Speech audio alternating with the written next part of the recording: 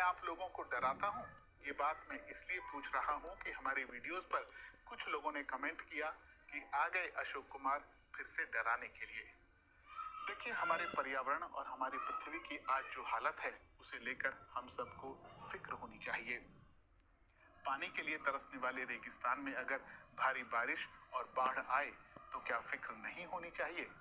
इस धरती पर खारे पानी की चौथी सबसे बड़ी झील अगर सूख कर सिर्फ 10% रह जाए तो क्या हमें खौफ नहीं होना चाहिए?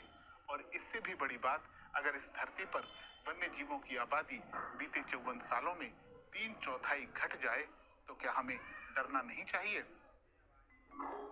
रेत के टीलों के बीच सरगोशियां करता हुआ पानी, सहारा रेगिस्तान में ऐसा नजारा दुर्लभ ही देखने को मिलता है।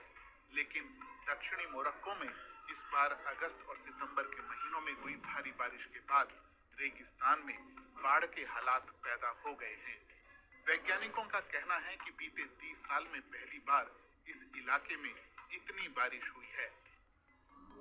यहाँ कुछ जल स्रोत दशकों से सूखे पड़े थे, इन दिनों वो भी पानी से लबालब हैं। ये बाढ़ मोरक्को के कई इलाकों में खतरनाक साबित हुई। दारा नदी में इतना पानी पता नहीं पिछली बार कब देखा गया था। पानी का बहाव इतना तेज था कि एक पुल को भी बहाकर ले गया। लोगों को जान बचाने के लिए घरों को छोड़कर पहाड़ों पर जाना पड़ा। इस रेगिस्तान में आई बाढ़ बताती है कि जलवायु परिवर्तन नई सच्चाइयों को आकार दे रहा है। ऐसे ही एक सच से आपका सामना कराता है अराल सागर।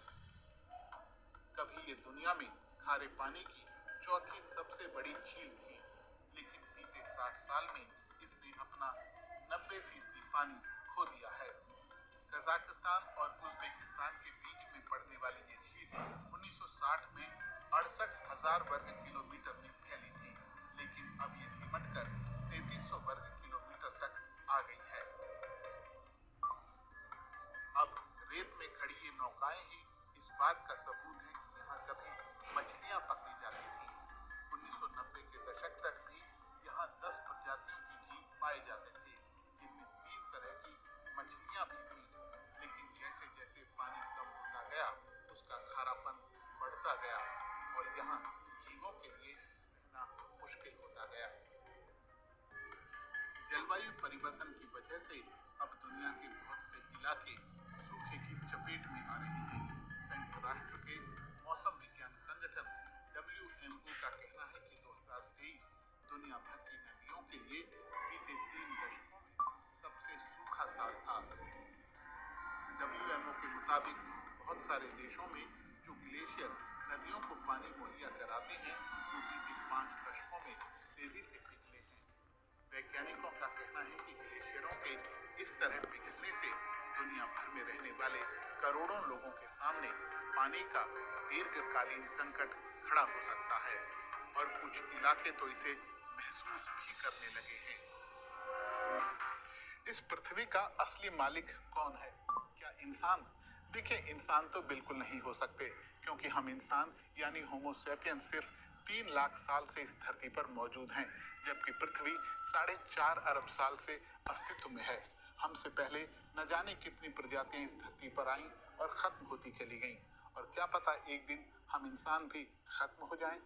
ये तो वक्त बताएगा, लेकिन अभी की जो हालत है उसे देखकर लगता है कि इंसान सब कुछ खत्म करने पर तुला हुआ है।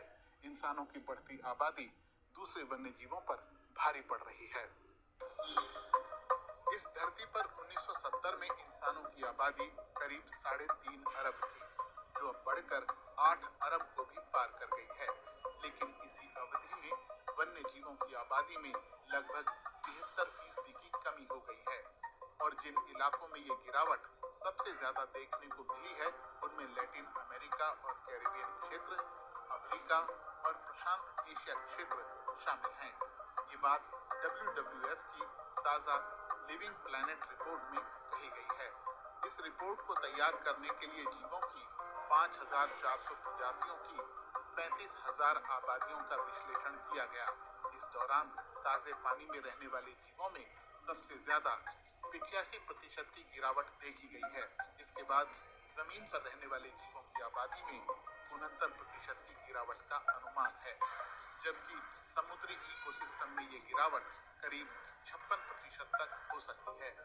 ये आंकड़े बताते हैं कि पृथ्वी पर इंसानों के अलावा बाकी सभी प्रजातियां सिमट रही हैं, उनके बसेरे उजड़ रहे हैं या बर्बाद हो रहे हैं। इसकी सबसे बड़ी वजह इंसानों की खाद्य व्यवस्था है। उनकी फसलों और मवेशियों को चराने के लिए जंगल साफ किए जा रहे हैं।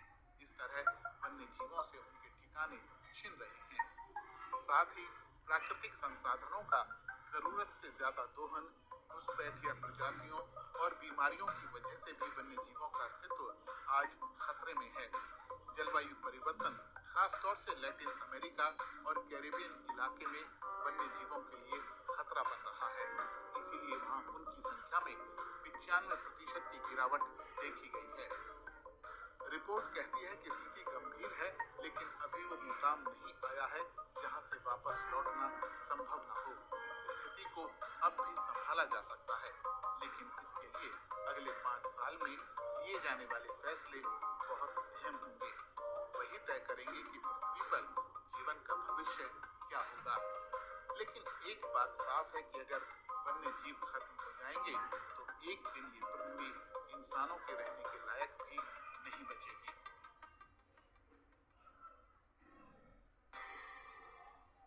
दुनिया में हर चीज के दो पहलू होते हैं, कुछ बुरा होता है तो कुछ अच्छा भी होता है, और ये बात जलवायु परिवर्तन पर भी लागू होती है।